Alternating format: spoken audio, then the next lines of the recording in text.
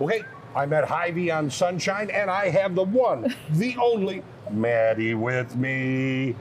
Registered dietitian, right? Yes, Still sir. registered? Okay, Yes. want to keep it current. Just want to make sure. Yes. All right. Thanksgiving, you think of so many different things that people are eating. As a dietitian, you have a few recommendations to maybe, boost your healthy intake at Thanksgiving. Yes. So now that we're kind of past Halloween, we're kind of into that full-blown holiday mode. In my opinion, Christmas is like all the way through. We have Thanksgiving and then we have Christmas, but some people celebrate, Thanksgiving all in November. It starts November 1st. You start getting, Yes. And so I feel like, especially with the holidays, whenever I'm talking to people, a lot of the times they're like, I feel like I need to save my calories because I'm going to have big meals. And so I get a lot of people that don't really eat a ton throughout the day, and then they just kind of overindulge at dinner time. You gorge. Yes, exactly. And so I'm kind of here to tell people that's not necessarily what we want them to do. We want to make sure that we're eating a balanced breakfast, we're having a good lunch, having a couple snacks in between, and then that's when we can kind of get to dinner and maybe talk about making some tweaks or maybe figuring out what we can add to it to make it a little bit more nutritious. Okay. So kind of starting here on this end, so cranberries. I feel like that's just a must. You always have to have that in the fridge, in the cabinet, however you store it. You've always got to have it.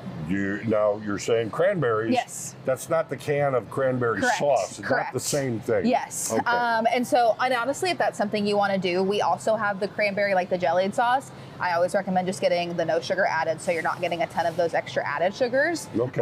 But with the cranberries, so they're very full of antioxidants. A lot of the times people will associate cranberries with like UTIs and kind of helping clear those out too. But overall, they're just good for you. Yeah, they're just a very good antioxidant, especially if you kind of like things a little bit more on like the tangy sour side. That kind of adds a little bit of a tang to whatever your dish is. And me personally, I think it tastes really good on turkey. So that's where I'm going to add it in. No, that's fairly common. Yes. All right. Okay, and then so pecans is another one. And so sometimes I feel like nuts kind of get a bad rep. People think that they're not very good for you, which they are high in calories, and that's kind of known, but they're also full of omega-3 fatty acids. Yeah. Yes, and those are the kinds of fats we need to kind of help with lowering our cholesterol, kind of helping manage our blood sugars, and overall, they're just really good for inflammation throughout the body. Is that nuts across the board? Yeah, so there's some, kind of when you get down into like the nitty gritty, there's some that are higher in monounsaturated and polyunsaturated, but I would say as long as you're having something like a pecan, a walnut, almond, pistachio in that recommended serving size. I like to just every now and then, just a handful. Exactly. That's good. And again, you can use it in a salad, you can use it in a sweet dish. It's kind of a very, very versatile product. Okay. And then moving on to some veggies. So we've got Brussels sprouts. So these are going to be high in those antioxidants again. Again, very versatile. You can do them fresh. We also have them frozen too. So roasted is good. Roasted in the air fryer. I have some people that will cut up like little turkey bacon bits. And kind of make like a roasted Brussels sprout dish. But again, you can get them in many different ways, so it's a little bit more cost effective too. They are also good for throwing at your videographer. Here you go, Tim. That was perfect. He missed it. It was right It's okay. We'll let him slide this time. But Brussels sprouts, again, really good antioxidant, kind of helping again with the lowering the cholesterol and making sure that we're getting the fiber in as well. All right. And then sweet potatoes. This is like my ultimate pick. Like if I could eat sweet potatoes with every meal, I totally would. Really? I love sweet potatoes. I find them a little gritty. See, I think it's all in the way you cook them. It probably is. And personally, that's why I like to buy them frozen, because they're already cut. All you have to do is throw them in the microwave for like 5 minutes. Okay. And they're very soft, and so you can even mash them up.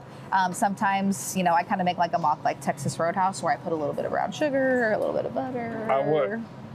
Okay. Healthy things in moderation. I'm thinking, if you get these with the sweetness and sweet potatoes, can you mix them with cranberries and get that back and forth? That would be good. I do have some people too that will mix Brussels sprouts and the sweet potatoes. So a lot of these things, very, very versatile. What about yams? So those are a little bit kind of, are you talking about the canned yams? Yeah, So there's a lot. People get those. Yes, there is a little bit more added sugar in those. So I would recommend if you can kind of get it in this way and then add in your own sweetness. Form. Yes, exactly. That's what I would recommend overall. Okay.